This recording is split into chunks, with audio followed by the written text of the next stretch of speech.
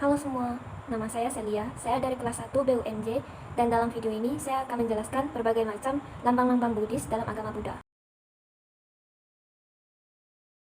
Yang pertama, Buddha Rupang atau Arca Buddha merupakan lambang penghormatan sebagai tanda terima kasih dan anumodana atas segala upaya beliau mencapai penerangan sempurna sehingga sampai hari ini banyak umat yang tertolong dan terbantu dengan dhamma yang telah beliau uraikan. Dan juga sebagai sarana atau objek untuk bermeditasi karena keagungan, kemuliaan, dan cinta kasih yang universal yang beliau pancarkan. Dengan melihat rupanya, kita telah dapat merasakan kebahagiaan, kedamaian, dan ketentraman serta segan atas dedikasi dan wibawa. Juga karisma beliau. Hal inilah yang dijadikan perenungan dari Buddha Rupang. Secara dhamma, umat tidak dapat meminta dan memohon sesuai dengan apa yang dikehendaki dan diingini. Karena tanpa menciptakan sebab maka tidak akan ada akibat yang diterima. Yang kedua, roda dhamma atau dhamma cakra merupakan simbol dari perputaran ajaran Sang Buddha yang terus berlanjut demi kebahagiaan semua makhluk. Selain itu, roda dhamma juga dilambangkan sebagai senjata yang dapat menghancurkan ketidaktahuan dan kegelapan batin dalam diri manusia. Simbol ini juga menggambarkan khotbah Sang Buddha yang pertama kali di Taman Rusa Isipatana. Awalnya dalam tradisi India, dhamma cakra memiliki banyak jari-jari berbentuk seperti matahari yang melambangkan ajaran Sang Buddha yang bersinar terang yang menghalau kegelapan ketidaktahuan. Namun bentuk yang lebih modern dari dhamma cakra memiliki 4 jari-jari yang menyimbolkan 4 jina atau 4 peristiwa dalam kehidupan Sang Buddha, atau dengan 8 jari-jari yang menyimbolkan jalan mulia berunsur 8. Yang ketiga, bendera Buddhis, yaitu suatu bendera yang dihasilkan pada penghabisan masa zaman ke-19 sebagai simbol Buddhisme. Bendera ini diputuskan sebagai bendera Buddhis secara internasional semenjak tahun 1952. Bendera tersebut diadopsi oleh organisasi-organisasi Buddhis Sinhala pada upacara-upacara pengibaran bendera mereka. Dan terutama pada peringatan Waisak, kala bendera ini menghiasi kuil, rumah, dan jalan-jalan, serta dibawa dalam prosesi. Bendera Buddhis ciptaan Olcott terdiri dari 5 warna aura Buddha dalam bangun garis-garis vertikal, yaitu biru, kuning, merah, putih, dan jingga, ditambah satu lagi garis vertikal yang mengulangi urutan warna-warna sebelumnya secara horizontal, untuk melambangkan perpaduan harmonis. Biru dari warna rambut Sang Buddha melambangkan bakti atau pengabdian. Kuning emas dari warna kulit Sang Buddha melambangkan kebijaksanaan. Merah tua dari warna darah Sang Buddha melambangkan cinta kasih. Putih dari warna tulang dan gigi Sang Buddha melambangkan kesucian. Jingga dari warna telapak tangan, kaki, dan bibir Sang Buddha yang melambangkan semangat.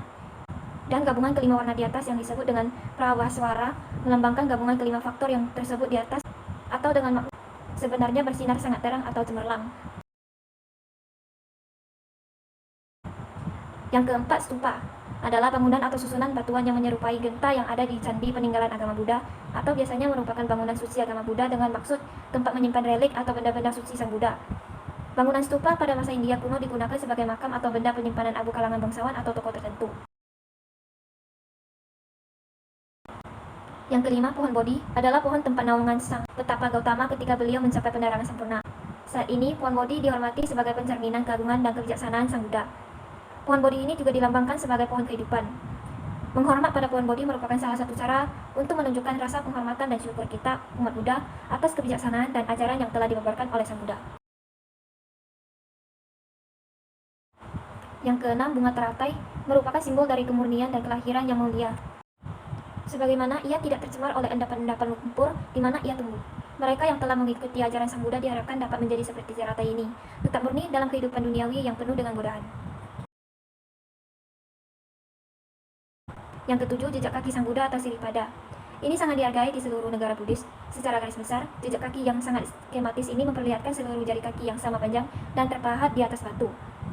Biasanya jejak kaki ini memperlihatkan tanda-tanda, baik itu dhamma cakra atau cakra di tengah telapak kaki maupun menunjukkan 32, 108, atau 132 dari tanda-tanda istimewa Sang Buddha. Jejak kaki Sang Buddha ini digunakan sebagai perlambangan atas diri Sang Buddha sebelum perlambangan Sang Buddha dalam bentuk patung manusia atau Buddha Rupang dibuat. Yang kedelapan, swastika berasal dari bahasa Sanskerta su yang artinya menjadi dan ka sebagai akhiran. Jadi, swastika memiliki arti keadaan menuju baik. Swastika terdiri atas sebuah palang dengan panjang keempat lengan yang sama. Ujung setiap lengannya mengarah ke arah kanan, terkadang beberapa titik ditambahkan pada masing-masing lengannya. Swastika Buddhis berlawanan arah dengan jarum jam, kebalikan dari Hindu atau yang dipakai Naji. Swastika Buddhis melambangkan penyangkalan terhadap keduniawian. Untuk bisa bahagia, kita harus melawan arus keduniawian, yaitu mengurangi keinginan yang tidak bermanfaat. Kata swasti atau suwasti berarti selamat sejahtera. Yang kesembilan, relik dalam agama Buddha disebut juga saririka datu. Istilah ini terdiri dari dua kata, yaitu saririka yang artinya jasmani dan datu yang artinya susunan. Jadi relik sebenarnya merupakan sisa jasmani dari seseorang yang dipercaya telah mencapai tingkat tertinggi dalam pelaksanaan ajaran Sang Buddha. Relik ini bisa merupakan rambut, gigi, kuku, bulu, tulang maupun abu sisa kremasi. Relik merupakan suatu realita yang tidak mudah untuk didefinisikan serta sulit dipahami oleh alam pemikiran manusia yang terbatas. Sebenarnya tujuan dari umat Buddha menghormati relik dan menaruhnya di altar adalah untuk mengingat teladan yang telah dilakukan oleh orang suci tersebut, sekaligus menjadi penambah keyakinan dan semangat. 10 lilin. Lilin yang telah dinyalakan bermakna memberikan penerangan atau cahaya yang menerangi jalan kehidupan dan penghidupan di waktu sekarang. Cahaya Buddha Dharma menerangi hati dan pikiran kita dengan selalu membimbing kita ke jalan yang benar dan membawa kita ke jalan penerangan atau pencerahan agung. 11. Air melambangkan kesucian, kesetiaan, dan kejujuran. Persembahan air mempunyai makna agar pikiran, ucapan, dan perbuatan Anda selalu bersih. Air dapat membersihkan segala kotoran batin yang berasal dari keserakahan, kebencian, dan kebodohan atau kegelapan batin. Dan ia memancarkan kasih sayang, belas asih, memiliki rasa simpati, dan keseimbangan batin. 12. Dupa.